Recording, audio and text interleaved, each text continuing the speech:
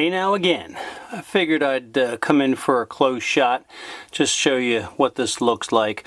So on this terminal right here, there were 3 wires, and again the idea is to make sure that when it's time to put all this back together, you know exactly what goes where.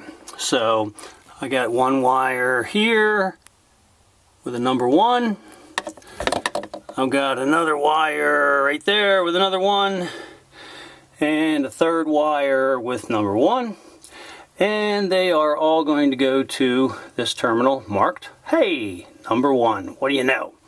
So again, not to belabor the point, but I'm going to go through and do all the wires that connect to this hydraulic pump and then unscrew it and take it out. Something else, 2 other things I guess. One thing I found was this obvious factory mistake with the fiberglass. It's just delaminated. I don't think it ever was stuck there very well, and I'll grind that out and put a little more fiberglass in. And last thing, still in the same vein of making sure that you know what goes where when it's time to put things back. This is a rib. Sits right there, and I have to get all this out to remove the carpet. So I unscrewed these 2 screws that hold it in, and I put rib right there. Genius, I know. So when I took this out, I then labeled it port side, and this is near the engine. It's rib number 1. Now, I'm not going to be able to reuse this, and I'll show you why. It's got some serious funky spots there, and on the back side maybe even worse. Several of these I've looked at have been repaired over the years. These little fingers that hold the rods have broken off, and then they just glued them or sistered some plywood. So they're pretty rough, but we can fix that too. I'll get some Douglas fir.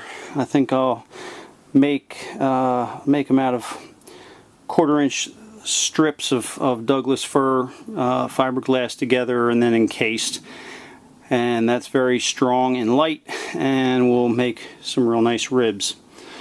Okay, good night for now. Alright, so this is the main plug, and I got that labeled as item 10, and then you can see right there I've got another matching 10, so I'm going to know where that goes. So I also have some more tags over here. This is an important one. Now if you see this wire, it's in pretty bad shape, and if I get to putting this thing back together and I go, what the heck was this wire? Well, I wrote myself a note that it was not attached, and that is as good information as important as where something was attached to. Here is the trim tab pump, and I've got the hoses labeled, so I will be able to figure out where that all goes. I've got some more wires here that I've begun labeling, but I got a lot more to go, but at least I can get the things out that are going to be attached to the engine. And I have taken some time getting the bolts out. So some of the things that you should have ready when you're doing this kind of work is some Ziploc bags to store things in. Of course, permanent markers for writing on the bags and items, what things are. These are the little, they're key tags. You can get them at the stationery store, usually dollar store. The magnetic pickup, I've used that a few times when you drop bolts. It's very hard to get to them. These are the little number packs, and they just have all the different numbers and the adhesive backing so you can have them stick. Some paint markers, those things work great on metal. Maybe it's a hard place to get a sticker to stick. The paint markers work great. And another thing that I found invaluable is a headlamp. Now, I'm an old guy, so my eyes don't work like they did before, but I'll tell you, where you work and the lack of light, that thing really helps out a lot. This is some athletic tape, and I use that to secure screws and keep things from falling apart. Again, makes everything a lot easier. Wire ties, of course, for attaching everything. I've got a jar full of stainless steel hardware, and this is kind of miscellaneous bolts and screws that I've taken off that don't necessarily have a place to go. So stainless is expensive. If it's still in good enough shape, I'll keep that. And another good friend of yours will be penetrating oil. The atmosphere around a marine engine is very unforgiving, and you will want to spray all the bolts and things down that you probably are going to have to take apart multiple times. You can see somebody tried to get this plug out, and it was corroded in place, so it broke. And so I'm going to give that another shot. I probably hit it 3 or 4 times.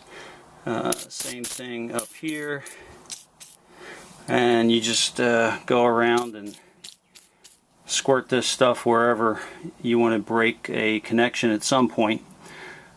I don't think I can get down there and show you on the rails. This is the mounting rail here, and back a little further is the engine mount, and I've loosened all them up, so that is pretty well ready. I've got one place to hook a chain on here in the front, but I need to figure out some way to get something in the back of the bolts holding the intake manifold on. I've squirted them a few times already, and I'll get a hook on that.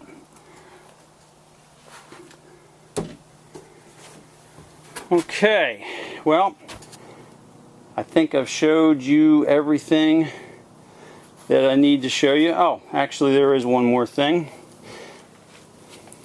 I don't know if you ever got a real good idea on how soft this floor was, but I think you can see that whole thing flexing.